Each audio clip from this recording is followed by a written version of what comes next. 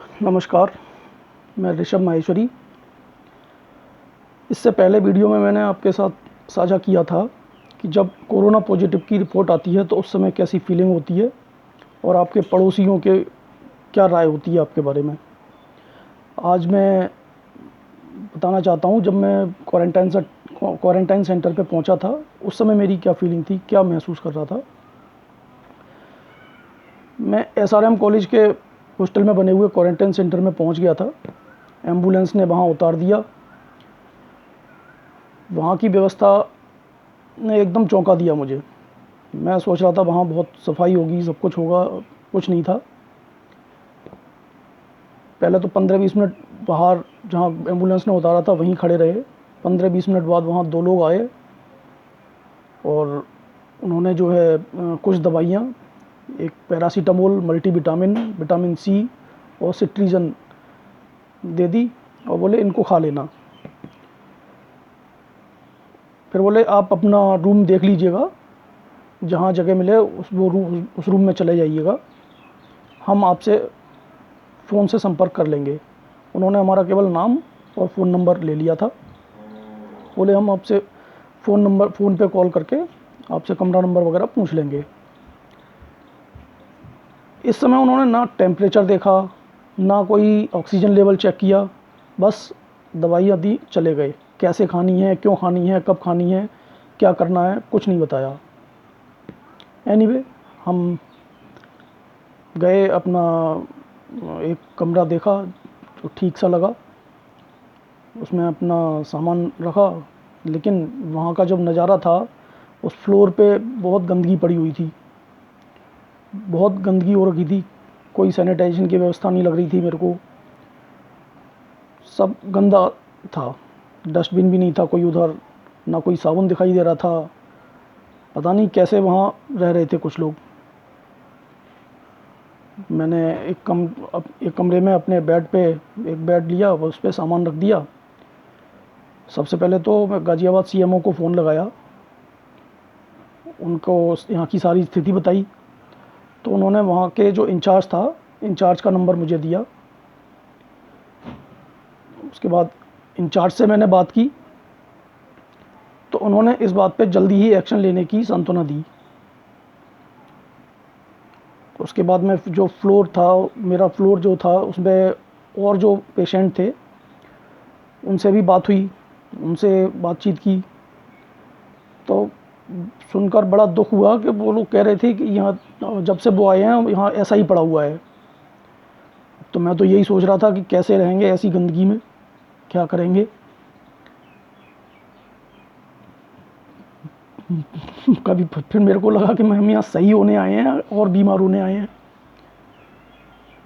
Anyway, इसी बीच में दोपहर के खाने का समय हो गया। उन्होंने आवाज़ लगाई और सभी जो है फ्लोर से जाके अपनी अपनी थाली लेके आ गए। जब खाने की थाली देखी तो उसमें उसकी क्वालिटी भी बड़ा पुअर थी। जो सब्जी थी, दाल थी, छोटे छोटे खाने थे, उनमें आधी आधी सब्जी दाल, मतलब उनसे 4 रोटियां खाना भी बड़ा भारी था। आदमी नहीं खा सकता 4 रोटियां उन सब्जी से। खैर, जैसे तैसे खाना खाया, अपने रूम में फिर बैठा हुआ था। धीरे धीरे ऐसे ही समय पास हो रहा था। शाम के 5 बजे तक इंतज़ार किया, लेकिन कोई कार्रवाई नहीं हुई थी गंदगी पे। एक तरफ तो ये कहा जा रहा था कि अपने आसपास साफ़ सफाई रखो, सैनिटाइज बार बार हाथ साफ़ करते रहो, साबुन से सैनिटाइज़ करते रहो। और जहाँ क्वारंटाइन सेंटर था उसमें जहाँ पेशेंट सही होने आ रहे थे, वहाँ साफ़ सफाई नहीं थी, वहाँ कोई सैनिटाइज़र नहीं था, वहाँ कोई साबुन नहीं रखा हुआ था। ये देखकर बड़ा दुख हुआ।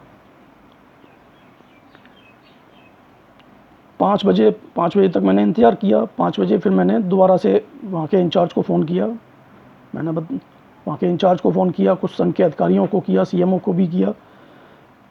तो उन्होंने फिर बोला कि ठीक है, हम जल्दी कराते हैं पूरी व्यवस्था। उसके बाद जाके 6:30 बजे करीब सैनिटाइजेशन के लिए एक टीम आई। फिर उन्होंने उस फ्लोर को और रूम को सैनिटाइज़ किया। उस समय फिर साबुन वगैरह भी उपलब्ध कराया एक कमरे के लिए, लेकिन फ्लोर पे फिर भी नहीं था। अच्छा हाँ, उससे पहले बीच में जब अधिकारियों से बात हुई थी, वहाँ के लोकल अधिकारियों से, कि साफ़ सफाई के लिए लेके, तो उनका कहना था कि भाई फ्लोर पे एक झाड़ू रखी हुई है, आप सभी लोग अपनी बारी बारी से वहाँ पे साफ़ सफाई कर लें। तो मैं तो बस ये जानना चाहता हूँ कि जहाँ कोई दूसरी चीज़ें छूने को मना है, वहाँ 10 ऐसे लोग जो खुद ही संक्रमित हैं, इस एक ही झाड़ू को 10 लोग छुएं, सैनिटाइज़र था नहीं, कहाँ तक संभव था? क्या ऐसा होना चाहिए था? मेरे हिसाब से तो नहीं। खैर, अब मेरे पास साफ़ सफाई हो गई थी। उससे पहले तो मैं बस यही सोच रहा था कि इस ज़िंदगी में कैसे 10 दिन गुजारे जाएंगे।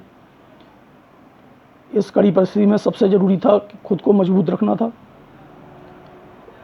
अपने साथ सारी वस्तुएं होनी चाहिए थी जो साफ़ सुथरी हों, इस तरह का होना चाहिए था। अब जब उस दिन का उसके बाद फिर थोड़ी देर बाद रात्रि भोज खाने का समय हुआ, फिर रात्रि का खाना खाया और उसके बाद फिर अपने कार्यों में लग गया मैं। हालांकि जब ये भी कहा जा रहा था कि गर्म पानी पीना है, इसी समय में गर्म पानी पिए, काढ़ा पिए, ये शुरू से ही चैनलों पे भी बताया जा रहा था, सब पे बताया जा रहा था, बट वहाँ गर्म पानी की कोई व्यवस्था नहीं थी, कोई काढ़े की व्यवस्था नहीं थी। ये तो बाद में होता, पहले सफाई ज़रूरी थी, सफाई हो चुकी थी उस दिन। अब रात को मैंने फिर खाना पीना खाया और उसके बाद उस दिन तो सो गया। बाकी अगले दिन की क्या दिनचर्या रही, कैसे रहा, ये सब एक वीडियो में तो काफ़ी लंबा हो जाएगा। तो अगले दिन का मैं एक और वीडियो बनाऊंगा, उसमें फिर किस तरह से क्या क्या किया, क्या रहना था, किस तरह की व्यवस्थाएं और थीं, वो मैं आगे शेयर करूंगा आपके साथ। धन्यवाद।